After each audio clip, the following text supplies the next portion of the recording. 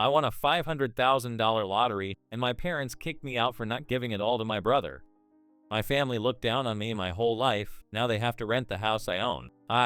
John, still remember that day like a sharp cut when the fading afternoon sunlight filtered through the living room window of my childhood home in suburban Denver, where I stood stunned before my parents, holding the winning lottery ticket I'd checked a dozen times to be sure it was real.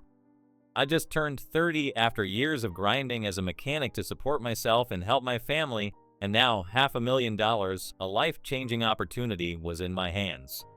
But the moment I shared the good news, hoping to see smiles on my parents' faces, my mother, Linda, looked at me with eyes cold as stone, her voice trembling with anger.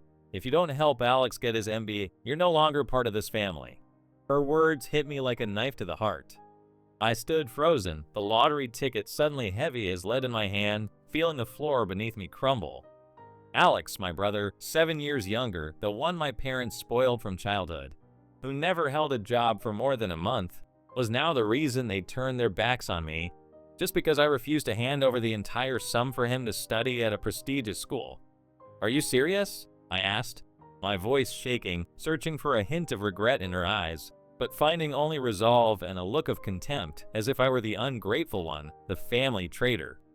My father, Robert, sat in his armchair, silent, nodding slowly, as if agreeing I didn't deserve to stay if I wouldn't sacrifice everything for Alex. I looked around the room, the family photo on the wall, the dining table where I used to do homework late into the night, the corner of the sofa where I'd listened to Mom's stories, and felt my childhood memories shatter. What did I do wrong? I whispered to myself, tears welling up but held back by gritted teeth. I didn't yell, didn't argue, I just turned and walked out, the sound of the door closing behind me like a final goodbye. Outside, a cold autumn breeze swept through the quiet street, soothing my bleeding heart. They think I'll beg, I told myself, clutching the ticket in my pocket, but they don't know I've endured enough. A painful question gnawed at me. What makes a mother ready to cut ties with her son over tuition for an irresponsible brother? And what will I do to prove them wrong? The dim streetlights pierced the light drizzle, illuminating my face as I, John, sat in my old pickup truck parked a few blocks from my childhood home in suburban Denver, clutching the crumpled lottery ticket in my jacket pocket. It was late, the cold wind whistling through empty streets, carrying the chill of autumn, as if whispering about the scars I'd carried from years in this family. My mother's words, "If you don't help Alex get his MBA, you're no longer part of this family," echoed in my head, sharp as a blade, not just for kicking me out, but for exposing a truth I'd always avoided. I was never important to my parents, never seen as anything but a tool to serve Alex, their family's hope. What did I do to deserve this? I whispered, my voice lost in the darkness, hot tears streaming down my cheeks, not from weakness, but from realizing I'd spent my life trying to please people who never saw me. I was the eldest, raised with the unspoken expectation to fend for myself, to be strong, to stay silent so Alex, 7 years younger, could live carefree. From childhood, I knew I was different, not in character, but in how my parents treated us. At 6, I taught myself to tie my shoes because Mom was busy teaching Alex to walk. At 10, I biked to deliver newspapers to buy school supplies, while Alex got a new bike just because he liked green. I wasn't jealous. I thought it was normal, that being a big brother meant giving way. But when I brought home straight A's, Mom just nodded, saying, "Good, but don't get cocky," then hugged Alex for his first C in math. "Your brother needs encouragement," she said, her eyes gliding past me as if my efforts were expected, unworthy of notice. I swallowed the bitterness, stashing medals and certificates in a wooden box under my bed, learning not to expect praise, but those small scars lingered forever. As I grew, the favoritism didn't fade, it grew clearer, crueler. I dropped out of college because we couldn't afford it, and worked as a mechanic, standing under Denver's scorching sun, hands stained with grease, to help my parents pay debts. Meanwhile, Alex got everything: private school tuition, new clothes, even a car at 18, though he never kept a job for long. He dropped out, lost sports bets, blew savings on trips with friends, but my parents always excused him. Alex hasn't found his path, or he's unlucky. No one helps him.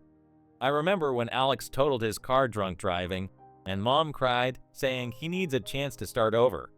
I stood there, hands black from a 12-hour shift, wondering, what about my chance? But I said nothing. I bowed my head, kept working, thinking one day they'd see me, see my sacrifices.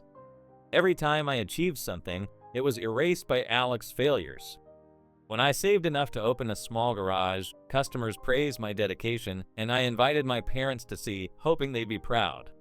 But Dad just said, "Nice, probably luck," then fretted over Alex getting fired from a pizza shop for skipping shifts. Mom didn't even step inside. She stood outside, calling Alex, her voice trembling.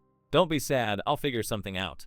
I stood in the garage, fluorescent lights on my face, wrench in hand, feeling invisible in my own success. I've tried my whole life, I thought, tears rising but swallowed, and all they see is Alex, even when he does nothing but destroy. It all peaked when I won the lottery, $500,000, money I never dreamed of, money I thought would change everything. I drove home, heart racing, imagining my parents smiling, hugging me, saying they were proud. I walked into the living room, the old chandelier flickering above, and shared the news, my voice trembling with excitement. I won the lottery, $500,000. I want to use it to expand the garage to help our family. But their faces didn't light up as I hoped. Mom's eyes narrowed, lips pursed, and Dad tapped the table, his voice cold. "Good. How much will you give Alex for his MBA?" I was stunned, as if slapped. "I want to invest some in the garage," I said, staying calm, "and some to help the family, but not all for Alex." Mom stood, pointing at me, her voice sharp as a blade. "That's family money, John. Alex needs it to succeed, and you're just keeping it for yourself." Her words pierced my heart. I looked at her, searching for a shred of love, some acknowledgement of the years I'd worked to exhaustion, but saw only contempt, as if I were ungrateful, selfish for daring to think of myself. Dad said nothing, staring out the window as if I wasn't worth defending. I'm not their son, I thought, tears streaming, not from being kicked out, but from realizing they saw me as an ATM, valuable only when I gave everything. "They think I'll bow," I whispered, standing in the dark truck, gripping the wheel, "but I'll show them who I am." A cold resolve flared in me. I'll leave, not to escape, but to live a life they'll never understand the value of. The dim glow of an old desk lamp in my small rented Denver apartment lit my face as I, John, sat at a scratched wooden table, laptop open, eyes fixed on a jewelry-making course I'd just enrolled in. 3 weeks had passed since the night my mother kicked me out for refusing to give all $500,000 of my lottery winnings to Alex for his MBA, since my father sat silently as she declared I was no longer part of the family. Outside, autumn winds howled through quiet streets, the cold seeping into the cracks of this cheap apartment. But in my heart, pain was giving way to a fire, not to destroy, but to rebuild. "They think I'll break," I whispered, gripping my pencil, tears falling but lips pressed tight. "They think I'll crawl back and apologize. But I'll show them I'm stronger, stronger than they ever imagined." I didn't scream, didn't confront my parents, didn't call Alex to question his ingratitude. Those actions would only make me the failure they wanted. Instead, I chose silence, not of surrender, but of a man planning, quietly and precisely, like I used to fix cars in the garage, finding flaws and repairing them. First, I claimed the lottery money from the bank, no hesitation. I stood at the counter, fluorescent lights on my face, signing papers with cold resolve. This is my money, not the family's, not Alex's. I split it 3 ways, one part to invest, one to live, and one to pursue what I'd always wanted but never dared, jewelry making, a passion buried since my teens when Mom said, "That stuff won't feed you." I rented this apartment, a cramped space with peeling paint and creaky floors, but mine where no one could kick me out. I remember the first night moving in, sitting on a single bed, moonlight slipping through torn curtains, opening my old jewelry toolkit hidden under the bed since I was 16, pliers, a small hammer, a piece of silver I'd once tried shaping into a ring. I held that silver, hands trembling, feeling like I was reclaiming a part of myself my family buried. "I can do this," I whispered, tears falling but my heart clear. "I'll live for myself for the first time." I enrolled in an online jewelry making course, spending evenings after garage shifts learning to shape gold, cast silver, engrave intricate patterns. Each stroke was a statement. I didn't need my parents', Alex, or anyone's approval to become who I wanted. 6 months later, I opened a small workshop called Trueform, a name reminding me that real value comes from within, not what others impose. It sat on a narrow street, just enough room for a workbench, a furnace, and a modest display shelf. I started with 3 clients, a couple wanting simple wedding bands, an elderly woman needing her mother's necklace repaired, and an old garage friend ordering a pendant. I worked day and night, the furnace's glow on my face, sweat dripping but my heart alive.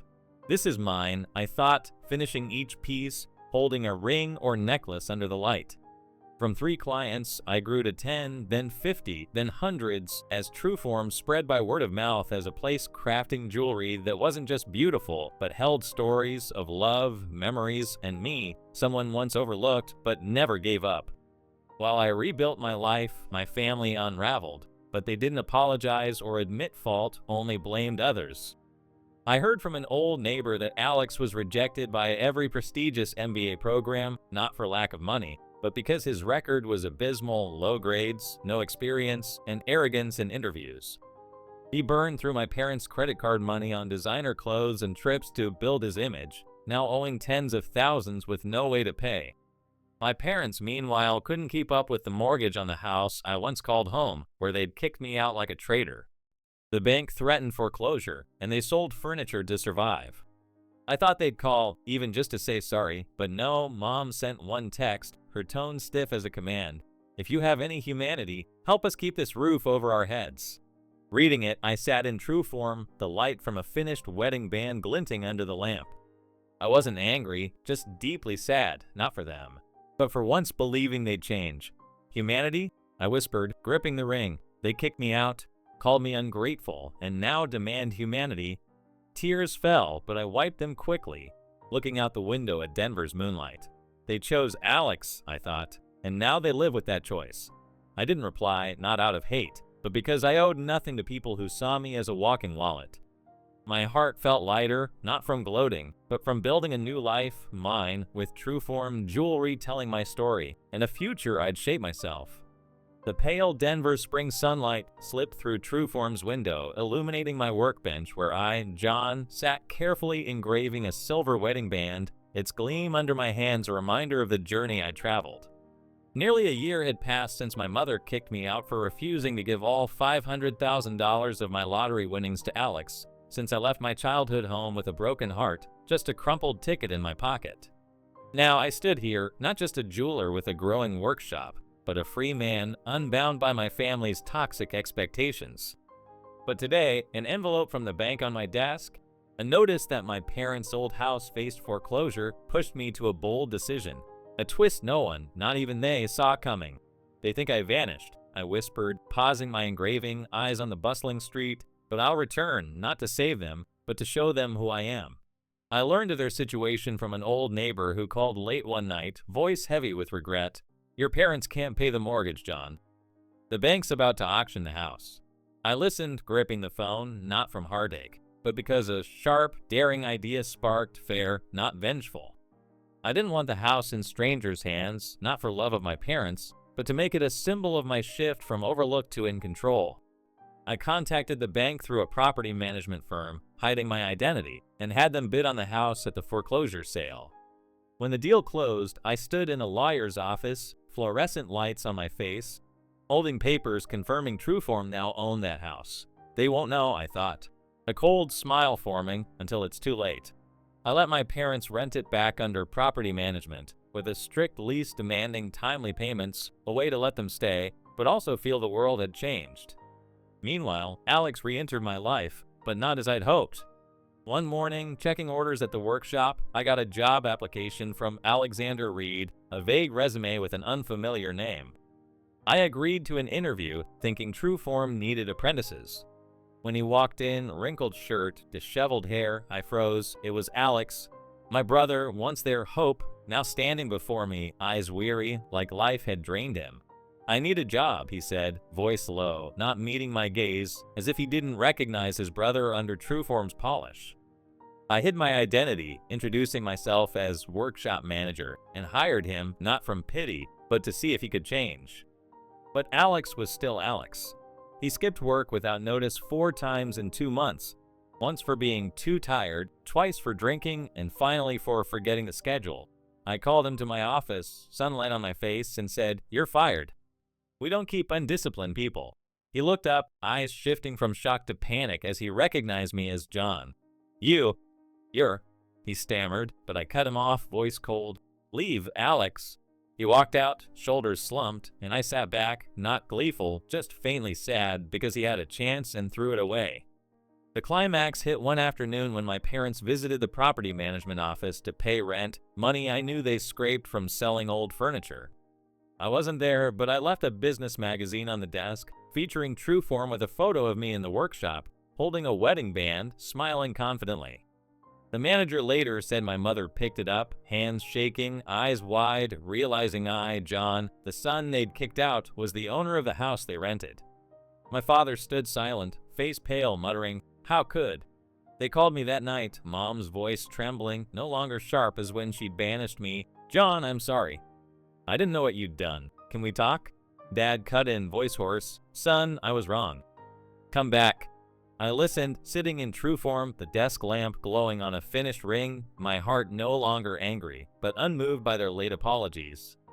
I took a deep breath, looking out at Denver's moonlight, and replied, calm but firm, "I don't hate anyone, but I don't owe anyone either." I hung up, not waiting for a response, feeling a weight lift from my heart. They think I'll forgive instantly, I thought, brushing the ring, but I don't need their approval to live well. I stood, turned off the workshop light, and stepped onto the street, spring breeze easing my soul like never before. My parents now live in the house I own. Alex drifts in failure, but I don't laugh at their pain. I just know I've won, not by tearing them down, but by standing tall, with Trueform, with myself, and with a future no one can take. The soft early summer Denver sunlight filtered through Trueform's large window, lighting up neatly arranged wedding bands and silver necklaces on the display shelf, where I, John, stood quietly checking new orders, brushing a pendant I'd just engraved, a gift for a client's mother's birthday. Over a year had passed since my mother kicked me out for refusing to give all $500,000 of my lottery winnings to Alex, since I left my childhood home with a shattered heart. Just a crumpled ticket and fragile faith in myself. Now I stood here, not just a jeweler with a workshop famous across the city, not just the secret buyer of my parents' house they now rented, but a free, at peace John, living a life needing no one's validation because my work spoke for me. I found myself, I whispered, smiling as sunlight hit my face, and I'm building a future, not for them, but for those who truly deserve it. Trueform was no longer just a workshop, it was my rebirth symbol. From a narrow street corner with 3 initial clients, it grew into a bright space with 5 apprentices working under warm lights, the sound of hammers on metal like a song of perseverance. I recalled early days, alone in my rented apartment, moonlight through torn curtains, hands trembling as I engraved my first silver piece, unsure if I could turn passion into reality. Now, Trueform took orders from across Colorado, wedding bands for loving couples, name-engraved necklaces for mothers, pendants holding clients' stories. Each piece was a fragment of me, someone once overlooked, kicked out, but never stopped believing I could create beauty. This is my legacy, I thought, holding a ring under the light, not money, but what I leave the world. But my proudest achievement wasn't revenue or fame, it was the apprenticeship I started for struggling teens. 6 months ago, I saw a boy loitering outside, eyes sparkling as he watched me work through the glass.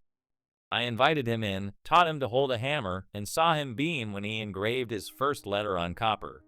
From that, I began free weekend classes, welcoming kids abandoned by families, young people no one believed in, teaching them jewelry making, not just a trade, but to know they had worth, could rise no matter how life knocked them down. I stood in class, sunlight on my face, watching them work carefully, thinking, I didn't have a family that valued me, but I can be family for them. Each time a student finished their first piece, I patted their shoulder saying, "You did it," seeing their eyes light up, the light I'd craved from my parents but never got. I live at peace, no longer haunted by my family's scorn or the pain of being kicked out. My apartment is now cozy, with self-painted art on the walls, a bookshelf of adventure novels, and a corner where I sip coffee each morning overlooking a green park. I need no one's validation, not my parents, Alex, or the world, because every day, opening the workshop, teaching a new student, delivering a tearful couple's wedding band, I know I've done something meaningful. Happiness, I thought. Standing in true form, sunlight on my face, isn't proving them wrong. It's living so well they don't matter. I don't hate my family, not anymore, but I don't need them to feel whole. My family, meanwhile, paid dearly for their favoritism and selfishness. My parents live in the house I own, paying rent on time each month through the property firm, but I heard from an acquaintance they're withdrawn, quiet, as if trapped in their mistakes. Mom no longer calls Alex their hope. She sighs when asked about me, muttering, "John, he's doing well." Dad, who stayed silent when I was kicked out, now sits alone in the living room, staring at an old family photo where I smiled with them, saying nothing. They rely on my kindness, the son they saw as a burden, called ungrateful, to keep a roof over their heads. I don't gloat at the irony, I just see a lesson. When you undervalue those who love you, you lose more than a house. Alex fell deeper than I imagined. From the golden boy my parents coddled, he's now jobless, drifting between cafes, begging friends for spare change. After I fired him from True Form for slacking, he never reached out, no call, no text. I heard he tried jobs elsewhere, but no one kept him over a week for his arrogance and negligence. He had every chance, I thought, standing in the workshop holding a new necklace, but he chose to ruin it. I don't hate Alex. Not truly, but I feel regret, not for him, but for the years I thought I had to sacrifice for his success, only to see he never wanted to change. I stepped out of the workshop that night, Denver's moonlight glowing, a cool breeze easing my soul like never before. Trueform had just won a small local jeweler's award, and I was invited to share my story at a conference. Not to boast, but to talk about rising from ruin, finding self-worth when family turns away. I was once invisible, I thought, holding coffee, watching moonlight reflect on the street, but now I'm the man I'm proud of. My parents and Alex saw me as a tool, but now they live in the shadow of their mistakes, while I stand here free, at peace, and stronger than ever. Justice, I smiled, doesn't need noise. It comes when you live true to yourself. Have you ever been overlooked in your own family? And if given the chance, would you help them or let them face their consequences? Do you think John should forgive or keep the clear boundaries he's chosen? If you believe family justice isn't endless sacrifice, but protecting your own worth, like, comment and subscribe to follow more stories of fairness and rebirth like this.